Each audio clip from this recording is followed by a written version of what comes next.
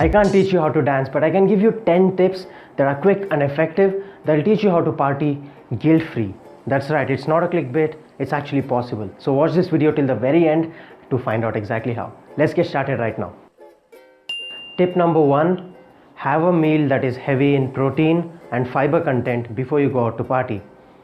Do not miss this. It's very important. A lot of people go out on an empty stomach because they want to enjoy what they eat outside. But that's the biggest mistake you can make, because oftentimes you end up overeating. So have something that is high in protein, such as meats, eggs, if you're vegetarian, lentils, beans, and fiber content such as fruits and vegetables. Eat nutrient dense quality food at least 1 or 2 hours before you go out to eat, and that will guarantee that when you go out, you're not going to overeat on junk food and binge eat to the point where you eat so many calories you can't recover from it. So don't make that mistake. This is the first and probably the most important tip that I have for you. Tip number 2, while you go out to eat, just before your meal, have at least 2 glasses of water, and be sure to drink water even between the meal, because that will make sure that you don't eat excess calories. It's quite simple. Fill your stomach with healthy stuff so that you can minimize the quantity of unhealthy stuff. This is basically the kind of advice I give for people who want to get in shape as well.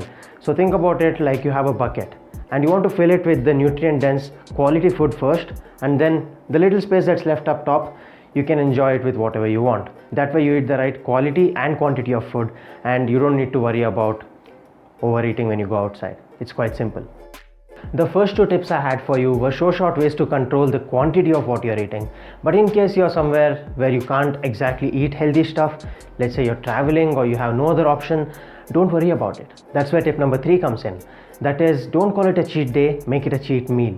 Actually, cheat is a wrong term, you shouldn't even use it. But here's my point. If you eat one bad meal, it does not automatically ruin the rest of your day. It does not. Get that thing out of your mind.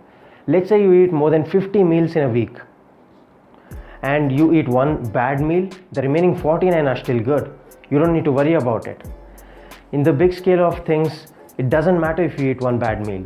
Consistency is what that matters. Focus on the 49 other meals that you can fix rather than fixating on the one thing that's already gone.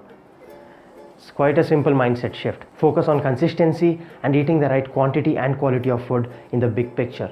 1 or 2 bad meals here and there don't make any difference. So in case you're eating something unhealthy, don't worry about it. Enjoy it in the moment, and then you can fix it later on. And building upon what I just said, that brings us to tip number 4, and that is focus on the big picture. In the big picture, you need to focus on eating the right amount of calories, getting enough water intake, and getting enough protein intake. Even when you're outside, it's quite easy to get the 3 of them done.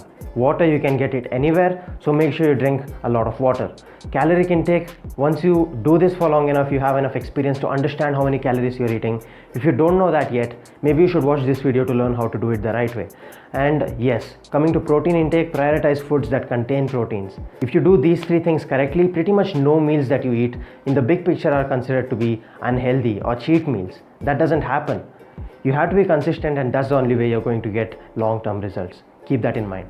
And now the 5th tip is again related to what I just spoke about. It is possible to be objective and have fun at the same time. Repeat that again. It is possible to be objective and have fun at the same time. That's very important, guys. You need to understand that your goals are one thing, and having fun, the emotions that you have, the cravings that you have, that's on another side. You can balance the both, and that's how you lead a healthy quality life. You need to keep that in mind. No matter what happens, try to eat the right amount of calories at least. Protein, water, those 2 things as well. I say it over and over again because that's how important it is. So this is a very important mindset shift. Don't think you're eating healthy or unhealthy. Think about what you're doing in the big picture again. And tip number 6 is to opt for low calorie food options wherever possible. You can watch this video right here to understand what are some healthier options as compared to your typical junk food that is also tasty and will help you stay in tune with your goals. I'll give you a simple example. You can opt for Diet Coke instead of regular Coke. That is going to save you more than 100 calories, which definitely adds up if you consume it on a regular basis. You can also have popcorn instead of chips, because again, so much difference in terms of calories, and also popcorn contains a lot of fiber. You can also make another easy shift. For example, when I go to Subway, there's a bunch of sauce options right there. A lot of people choose the creamier sauces because they are more delicious. Not necessarily. You can also opt for the watery sources, which contain much less calories, and it makes a big difference, guys. These little shifts on every choice that you make, that's what adds up. These small habits are the ones that are going to get you your results. So definitely watch this video right here to understand what food options you can go for that are low calorie options rather than the typical junk food that can pile up calories upon calories. So that's another thing you need to be mindful about. Tip number 7 is to prioritize protein wherever possible. I talked about this earlier, but let's dive into it in a little more detail. Protein has a high satiety effect and high thermic effect of food. This means that for every calorie of protein that you eat, it burns more calories just to digest and absorb it as compared to carbohydrates and fats. And also it helps you stay full for longer. Apart from that, protein is very important because it is a building block of every cell in your body. It is what allows you to rest and recover and repair the cells in your body and to build muscle and so many other important metabolic functions. People really underconsume protein, and it's so important. It's one of the most important and basic things that you need to focus on in your diet, not just when you're going out to party, but in your regular diet as well. But even when you go out to eat, you can prioritize sources of protein over other options. For instance, if you're a vegetarian, you can take paneer instead of like aloo, or just like regular vegetables that are, like soggy and oily and that kind of stuff. Protein at least helps you get fuller faster and then helps you in many other ways. And if you're a non-vegetarian, of course prioritize meats over non-meats, as simple as that. And needless to say, you want to choose lean meats and more lean sources of protein rather than something that has been deep fried and contains a lot of additional calories through oil. Very simple. Tip number 8 is to chew your food thoroughly and then enjoy your food. Take your time, eat slow. Don't turn it into an eating competition. That's not going to help anyone.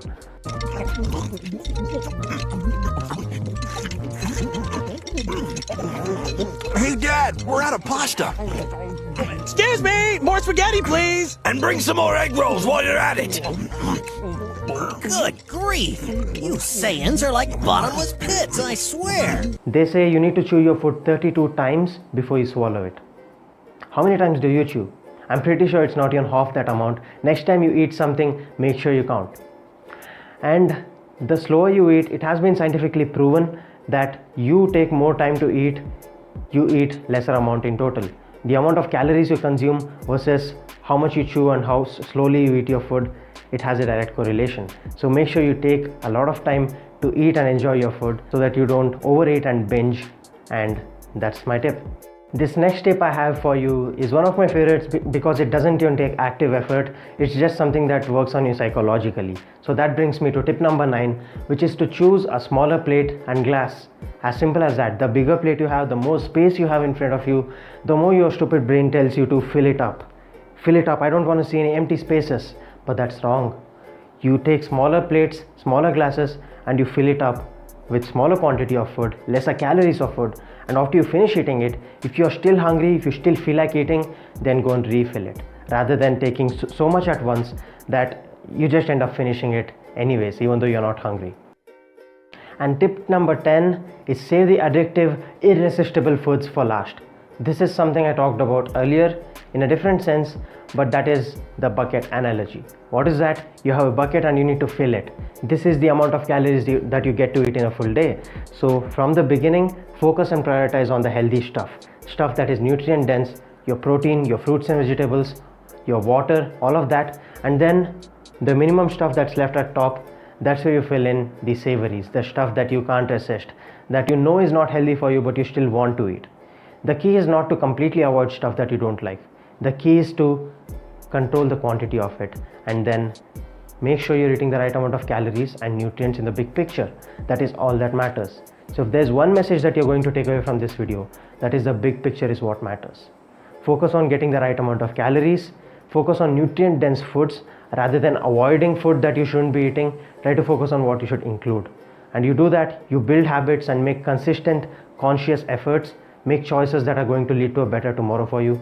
That's how you get into shape and stay in shape. If you enjoyed this video, make sure you hit the thumbs up button, comment down below what other content you want me to cover in the future, hit the subscribe button and the bell icon, and share this video to anybody that likes to party a lot and you think may benefit from watching this video. And until next time, take care, stay hungry.